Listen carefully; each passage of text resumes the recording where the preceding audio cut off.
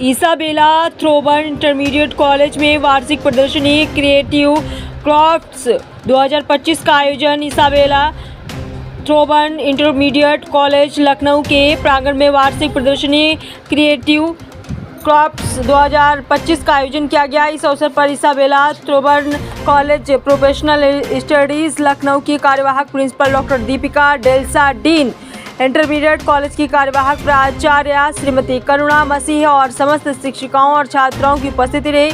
College की कक्षा 6 से लेकर 12वीं तक की छात्राओं ने इस प्रदर्शनी में प्रतिभागिता की। छात्राओं का जोश और उत्साह देखते ही बनता था। इस प्रदर्शनी में छात्राओं के द्वारा विज्ञान, गणित, वाणिज्य, कला, खेलकूद, हस्तशिल्प एवं साहित्यिक विषयों से प्रेरित विभिन्न मॉडल प्रस्तुत किए गए।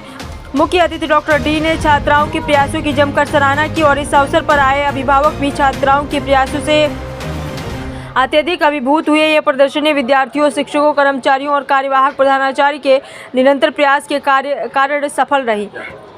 दिनांक 7 मई 2025 को विष्णुपुरी इलाके में एक बूढ़ी दादी के साथ एक घटना हुई थी, जिसमें एक व्यक्ति के द्वारा उनके द्वारा जो चूड़ी, कंगन व चेन पहनी गई थी उनको छीना झपटी करके उनसे छीन लिया था। इस संबंध में स्वाट टीम व थाने की टीमों के द्वारा लगभग 150 सीसीटीवी फुटेज चेक किए गए और जिनसे अभियुक्त की तलाश हो पाई और अभियुक्त की पहचान जो है वो साहिल वारसी के रूप में हुई। अभियुक्त को गिरफ्तार कर लिया गया, जिससे 3 चूड़ियाँ, 2 कंगन और 1 चेन बरामद हुई है। एक चूड़ी उसके द्वारा बेच दी गई थी, जिस संबंध में बेचने के उपरांत जो उसके पास पैसे बचे हुए थे 20,000 वो भी बरामद हुए हैं। अभियुक्त का रिमांड प्राप्त कर अन्य आवश्यक विधिक कार्रवाई अमल में लाई जा रही है।